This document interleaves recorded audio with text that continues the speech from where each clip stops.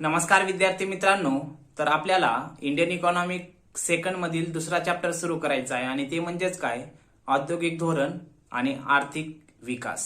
त्यालाच इंग्लिशमध्ये म्हणता येईल काय, industrial policy and economic development. तर त्यामध्ये अगोदर आपण प्रास्ताविक स्वरूपामध्ये काही माहिती बघू. त्यामध्ये सांगता येऊ शकते बघा काय, कोणत्याही देशाच्या आर्थिक विकासात औद्योगिकीकरणाचा पाया हा अतिशय महत्वाचा असतो. म्हणजेच काय, औद्योगिकीकरण जर एखाद्या अर्थव्यवस्थेमध्ये जास्तीत जास्त प्रमाणात मोठ्या प्रमाणावर इंडस्ट्रियलायझेशन झालेलं असेल तर त्या देशाच्या आर्थिक विकासाचा दर जास्त असतो. आर्थिक विकास मोठ्या प्रमाणावर झालेला असतो हे आपणास सांगता येऊ शकतो. जर भारताचा जर विचार केला तर भारताला 15 ऑगस्ट 1947 रोजी स्वातंत्र्य प्राप्ती भेटली. मग स्वातंत्र्य प्राप्तीच्या वेळेस भारतामध्ये या औद्योगिक क्षेत्राचा किंवा औद्योगिकीकरणाचा विकास फारसा झालेला नव्हता.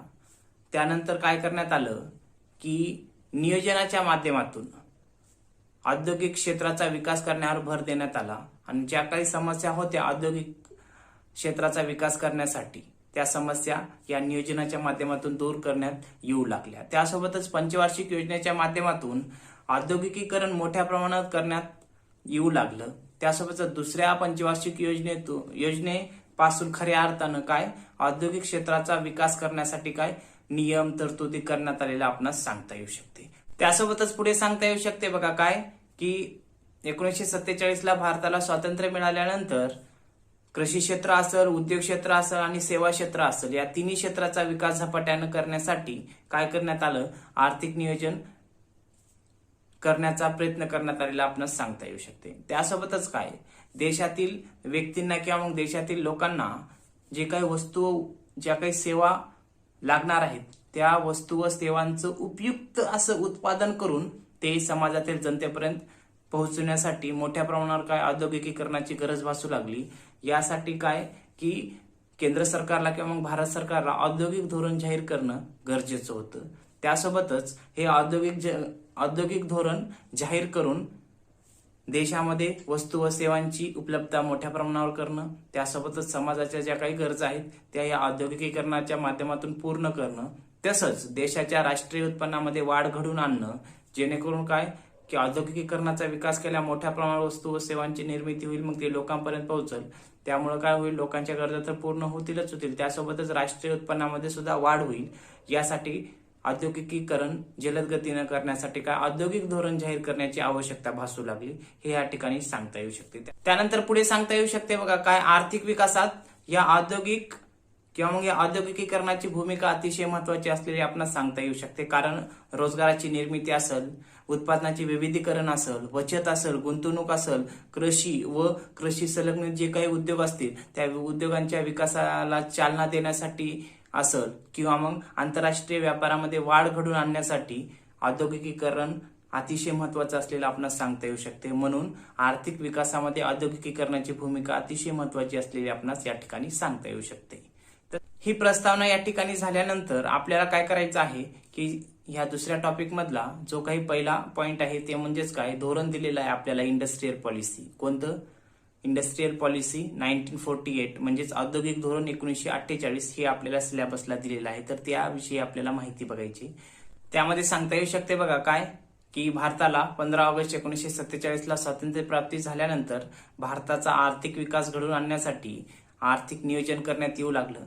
त्या दृष्टिकोनातूनच भारतामध्ये काही औद्योगिक क्षेत्राचा विकासाच्या दृष्टिकोनातून औद्योगिक क्षेत्राचा विकास व्हावा यासाठी केंद्र सरकारनं काय केलं की जे काही औद्योगिक क्षेत्राचा विकास करण्यासाठी औद्योगिक धोरण पहिलं जाहीर केलेलं आपणास सांगता येऊ शकते. आणि ते म्हणजेच काय, औद्योगिक धोरण 1948 किंवा इंडस्ट्रियल पॉलिसी 1948 हे जाहीर केलेलं आपणास सांगता येऊ शकतंय. त्यासोबतच त्यावेळी जर उद्योग मंत्री कोण होते हे सांगायचं झालं तर काय, स्वर्गीय डॉक्टर श्यामप्रसाद मुखर्जी हे त्यावेळी उद्योग मंत्री असलेले आपणास सांगता येऊ शकते. आणि यांनी काय केलं, 6 एप्रिल 1948 रोजी औद्योगिक क्षेत्राचा विकास घडवून आणण्यासाठी औद्योगिक धोरण 1948 हे जाहीर केलेलं आपणास सांगता येऊ शकतं.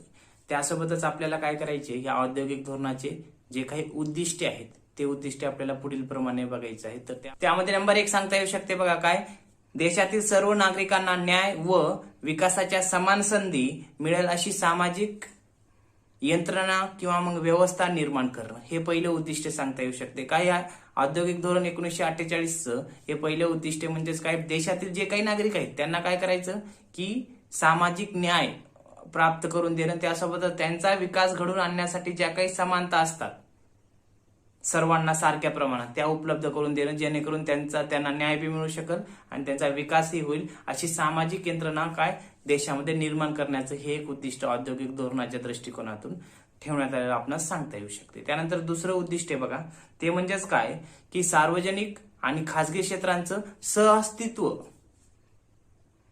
निर्माण करणं किंवा मग सहअस्तित्वाचा स्वीकार करणं. काय सांगितलं या ठिकाणी, जे काही औद्योगिक क्षेत्राचं हे दुसरं उद्दिष्ट आहे या 1948च्या धोरणाचं, ते म्हणजेच काय, देशामध्ये सार्वजनिक क्षेत्र आणि खासगी क्षेत्र या दोन्हींचं सहअस्तित्व घडून आणायचं, जेणेकरून काय की या दोन्हीद्वारे सरकारद्वारे आणि खासगी व्यक्तीद्वारे काय समाजाच्या कल्याणासाठी कार्य केलं जाईल. म्हणून काय केला पाहिजे, कशाचा स्वीकार केला पाहिजे, सहअस्तित्वाचा म्हणजे को एक्झिस्टन्स म्हणजेच मिश्र अर्थव्यवस्थेचा स्वीकार केला पाहिजे. हे एक उद्दिष्ट या औद्योगिक धोरणाचं ठेवण्यात आलं. त्यानंतर पुढलं, देशातील सर्व जनतेचा विकास घडवून आणण्यासाठी किंवा मग जनतेच्या जीवनमानात वाढ घडवून आणण्यासाठी देशातील जे काही साधन संपत्ती आहे, मग ती नैसर्गिक असेल किंवा मानव निर्मिती असेल, त्या साधन संपत्तीचा काय जास्तीत जास्त महत्तम उपयोग करून घेणं, म्हणजेच काय समाजातील लोकांच्या गरजा पूर्ण करण्यासाठी वस्तू व सेवांची जर आवश्यकता जर भासत असेल तर अशा वेळेस काय करा की देशामध्ये जे काही साधन संपत्ती आहे त्यांचा जास्तीत जास्त महत्तम वापर करा, उत्पादन दर्जेदार बनवा आणि ते लोकांपर्यंत पोहोचवा वस्तू व सेवा, त्यामुळे लोकांच्या राहणीमानाचा दर्जा किंवा मग राहणीमान उंचावेल. हे या ठिकाणी उद्दिष्ट ठरवण्यात आलेलं आपणास सांगता येऊ शकते. त्यानंतर पुढलं उद्दिष्ट काय की देशामध्ये अशी परिस्थिती निर्माण करायची कशी की रोजगाराची उपलब्धता कायमस्वरूपी निर्माण झाली पाहिजे. म्हणून हे एक उद्दिष्ट ठेवलं, रोजगाराच्या निर्मितीचं उद्दिष्ट या 1948च्या धोरणाचं या ठिकाणी सांगता येऊ शकते. काय, रोजगाराची उपलब्धता कायमस्वरूपी म्हणजेच रोजगाराची परिस्थिती निर्माण करणे म्हणजे रोजगाराची उपलब्धता करून देणे, हे या ठिकाणी सांगता येऊ शकते उद्दिष्ट. त्यानंतर पुढलं आणि शेवटचं उद्दिष्ट या 1948च्या धोरणाचं काय, उत्पादनात वाढ घडवून आणणे.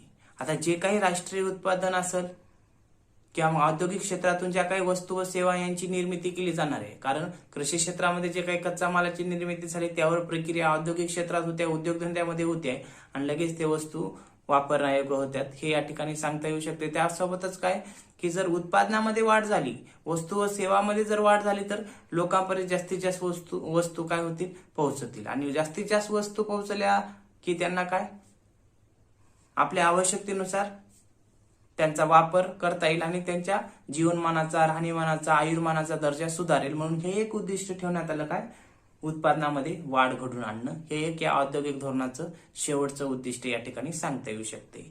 तर या ठिकाणी या औद्योगिक धोरण 1948चे उद्दिष्ट थोडक्यात सांगता येऊ शकतात. तर अशा पद्धतीने या ठिकाणी थोडक्यात या दुसऱ्या चॅप्टरची प्रस्तावना आणि 1948 या औद्योगिक धोरणाची उद्दिष्टे थोडक्यात सांगता येऊ शकतात. तर पुढल्या लेक्चरमध्ये आपण काय करणार आहात, ह्या 1948च्याच औद्योगिक धोरणाची वैशिष्ट्ये आणि टीकात्मक परीक्षण बघणार आहात या औद्योगिक धोरणाचं. ओके.